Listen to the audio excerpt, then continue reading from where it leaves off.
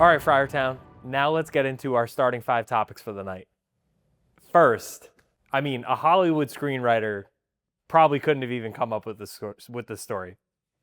Malik Mack being a Providence Friar, leaving Ed Cooley in 2 years at Georgetown to now join the Providence Friars.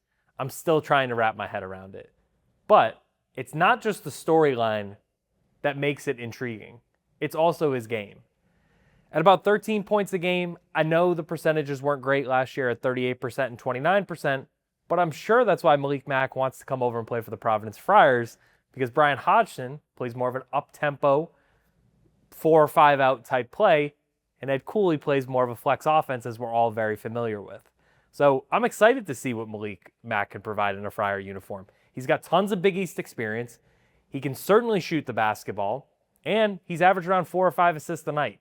So between his experience, between his ability to run the point and score the basketball, I think he's going to be a great fit in Brian Hodgson's first year with the Providence Friars. And our second topic and second player is Devin Vanterpool. The Florida Atlantic combo guard comes from a great basketball pedigree. His dad played for the Washington Wizards and is actually a coach there right now, David Vanterpool. So between that and Devin's ascension, his freshman year, he was averaging 2 points a game. To now, last year, he was about 16. And he rebounds extremely well for a guard at over 6 rebounds per game. And he's able to steal the basketball as well at about 1.5. I think he had 10 games of 2 steals or more last year at FAU. So in terms of Devin Vanterpool at the combo guard position, I'm really interested to see his development and see if he could bring that same sort of pop that he had last year to the Big East. In life, and even in the corporate world, it's pretty great to impress your boss. And that's exactly what Devin Vanterpool did last year when he had 22 points and 26 points against Brian Hodgson. What's going on, Friartown? Billy Ritchie here of the Friar Podcast. As you guys know, I've been talking about this for a little bit. I've been talking about our sponsor, Deal & Ducks.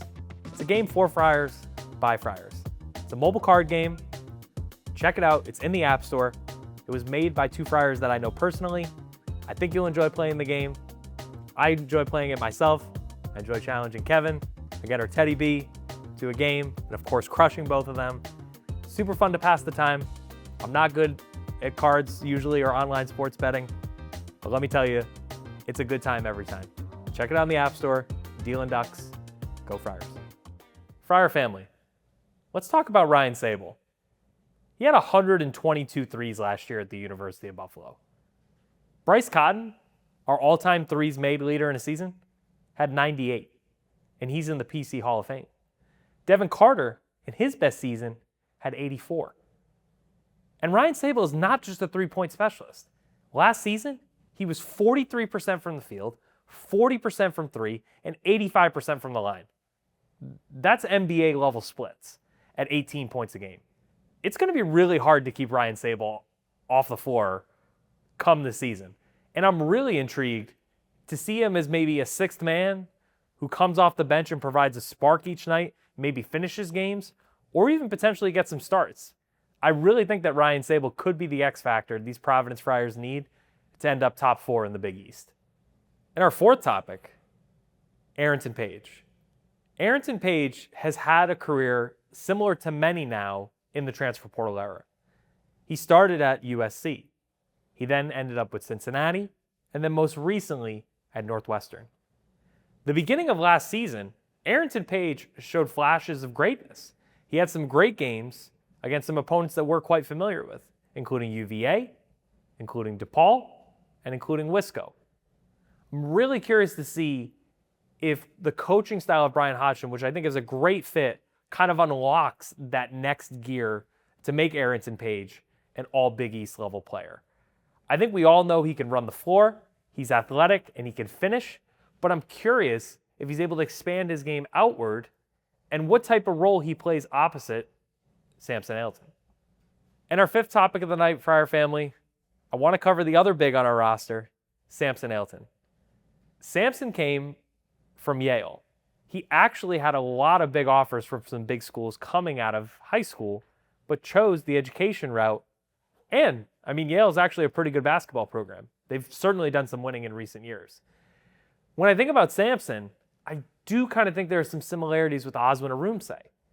I think his ability to block the basketball, run the floor, and finish at the rim is going to look pretty familiar to Friar fans, and I'm curious what the balance is going to look like between Arrinten Page and Samson, as they kind of can play two different roles. Will there be opportunities where Arrinten Page will be our go-to on offense, and then Samson could be a sub on defense?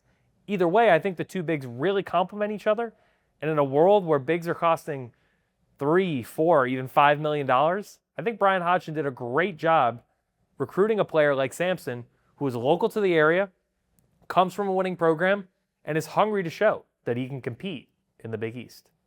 And I want to shout out all the moves that have been done on the roster this offseason. I think the Friars are in great position to compete at least for a top 4 spot in the Big East. I'm really excited to get out to practice. I'm excited to keep you guys posted. And of course, I want to shout out the man behind the camera, Chris Costa Media. Follow him. Been really excited to work with him and give you guys some new content, as you can see out there online. And as always, go Friars.